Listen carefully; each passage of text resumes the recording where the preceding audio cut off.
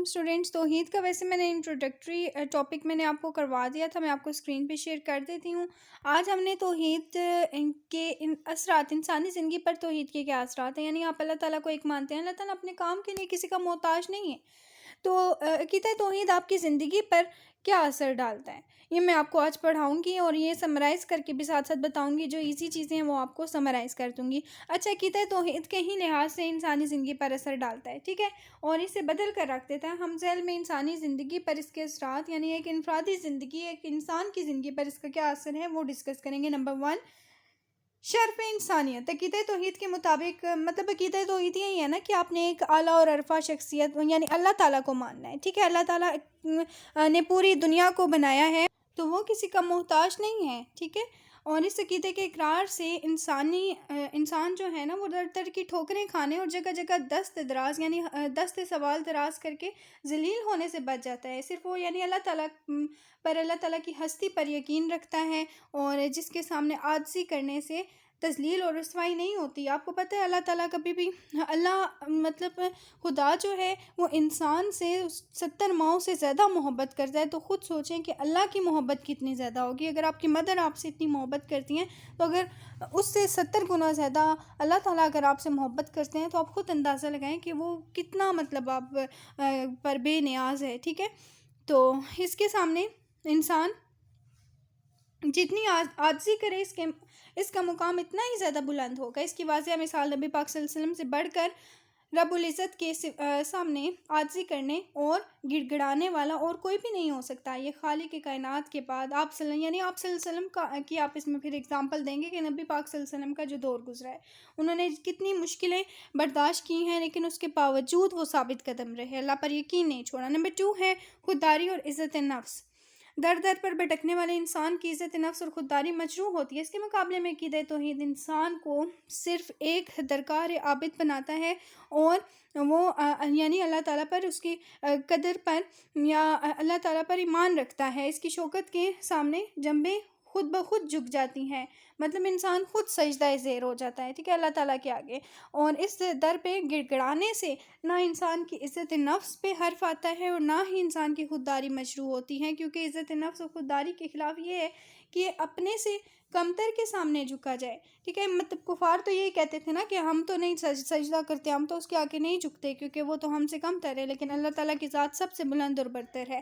عاجزی کا اظہار کسی طرح بھی عزت نفس اور خودداری کے خلاف نہیں. انسان سے بلند اور برتر ذات صرف اللہ تعالیٰ کی ہے، اور کائنات کی ہر چیز انسان سے کمتر ہے.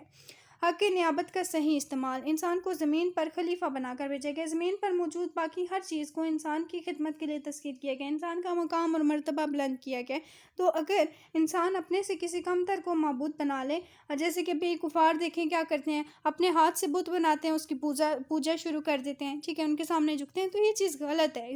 اور اس کے سامنے سجدہ زیر ہو جائے تو گویا اس نے اپنے منصب خلافت سے خود دستبرداری اختیار کر لیا ہے. ذات باری تعالیٰ یعنی اللہ تعالیٰ کی مخلوقات میں سے اگر کوئی اور انسان کی اگر بات کریں تو آپ یہ کہہ سکتے ہیں کہ اگر آپ کسی اور انسان کی پوجا کریں، جیسے کہ بھی کہتے ہیں نا کہ کفار جیسے کہ انہوں نے کیا بنایا، پنڈت بنائے ہوئے ہیں اور مندر ہیں ان کے، اچھا اپنے ہاتھ سے بنے بتوں کی پوجا کرتے ہیں، تو اس کا مطلب یہ ہے کہ اس کا مقام اور مرتبہ انسان سے بلند تر ہے. ایسے نہیں ہے، انسان تو اشرف المخلوقات ہے، اور جو خدا ہے، خدا صرف ایک ہے جو کہ مطلب ایک اتنی عظیم اور بڑی ہستی ہے کہ ہم اس کا دیدار نہیں کر سکتے، لیکن قیامت کے دن اللہ تعالیٰ کا ہم دیدار کریں گے. اور انسان صرف اللہ رب العزت کو وحدہ لا شریک سمجھ کر منصب خلافت پر قائم رہ سکے. آپ کو پتہ ہے کہ جو پاکستان کا بھی نظام چل رہا ہے، تو جب تک ہمارا پریزیڈنٹ یعنی صدر اس بات کا اقرار نہیں کرتا کہ وہ عقیدہ توحید پر یقین رکھتا ہے، عقیدہ رسالت پر یقین رکھتا ہے، تب تک وہ ملک کا نظام نہیں چلا سکتا، تب تک اس کو عہدہ نہیں دیا جائے گا. نمبر 4، آزادی اور حریت. ایک اللہ کا پجاری صرف اسی کا ڈر دل میں رکھا جائے اور صرف اسی کے کام کو اپنے لیے لازم سمجھا جائے.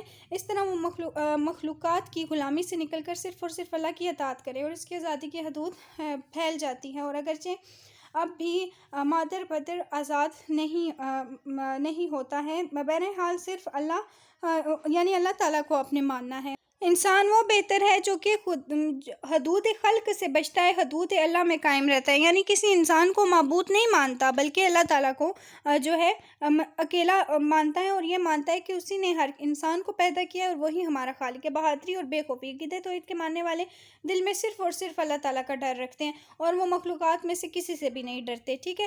توازن اور انکساری یعنی عجز و انکسار ہوتا ہے وہ بندہ جو اللہ پر یقین رکھتا ہے، ٹھیک ہے۔ اس پیراگراف میں یہ کہا جا رہا ہے۔ نیکسٹ ہے اصلاح اور احوال۔ توحید کے پیروکار یہ سمجھتا ہے کہ جس مالک نے مجھے پیدا کیا ہے، جس نے جو میری پرورش کر رہا ہے، جو مجھے نعمتیں عطا کر رہا ہے، صرف اس کے دربار میں جواب دہی، مطلب وہ صرف اسی کو جواب دے، اپنے رب کی رضا کے لیے رذائل سے بچتا ہے اور اپنے اندر تقویٰ رکھتا ہے۔ تقویٰ یعنی اللہ تعالیٰ سے ڈرنا۔ توکل علی اللہ یعنی اللہ تعالیٰ پر توکل کرنا۔ جتنی بھی مشکلات آ جائیں، آپ نے صرف اور صرف اللہ پر یقین رکھنا ہے، اللہ تعالیٰ کو ماننا ہے، ٹھیک ہے۔ اس کے بعد ہے وسط نظیری، ٹھیک ہے۔ تو وسط نظری سے مراد یہ ہے کہ توحید کا اقرار ایک ایسے مطلب خدا کی وحدانیت کا اقرار کرنا کہ جس کی بادشاہت میں ساری کائنات ہے، ٹھیک ہے، یعنی پوری کائنات کی بادشاہت کس کی ہے؟ اللہ تعالیٰ کی۔ اللہ تعالیٰ نے سب کچھ قائم کیا ہے۔ توحید کا پیروکار تنگ نظری کا اظہار نہیں کرتا بلکہ صرف مطلب آپ یہ کہہ سکتے ہیں، اس کا مظاہرہ کرتے ہوئے یہ نہیں کہہ سکتا کہ صرف میرا قبیلہ ہی آخرت میں کامیابی ہوگا یا میری جو ہے برادری ہی کو نجات ملے گی، بلکہ وہ یہ سمجھتا ہے کہ جس طرح خدا میرے لیے اور میرے کنبے اور قبیلے اور برادری کے لیے رحیم اور کریم ہے، اسی طرح ساری کائنات کے لیے یعنی اللہ تعالیٰ کے لیے سب برابر ہیں۔ توحید کے پیروکار وسط نظری پر یقین رکھتے ہیں۔ تسکین قلب، اللہ تعالیٰ پر جب آپ یقین رکھتے ہیں تو آپ کے دلوں کو اطمینان ملتا ہے، ٹھیک ہے، قلب دل کو کہتے ہیں۔ نیکسٹ پہ آ جائیں اجتماعی زندگی پر توحید کے اثرات۔ اجتماعی، اب آج میں نے آپ کو کروایا ہے انفرادی زندگی پر توحید کے اثرات، ٹھیک ہے، کل میں آپ کو کرواؤں گی اجتماعی زندگی پر توحید کے اثرات۔ آج یہیں تک اس کو مارک کریں، کچھ سمجھ نہیں آیا تو پوچھ لیجئے گا، اور اجتماعی زندگی والا میں ٹاپک کل آپ کو کرواؤں گی۔ آپ کو پتہ ہونا چاہیے کہ توحید جو ہے وہ انسانی زندگی پر کیا اثر ڈالتا ہے، ٹھیک ہے، انڈیویجولی اور کولیکٹیولی۔ یہ ٹاپک بہت زیادہ امپورٹنٹ ہے، اچھے سے کریں، کچھ سمجھ نہیں آیا مجھ سے پوچھ لیجئے گا۔ اللہ حافظ۔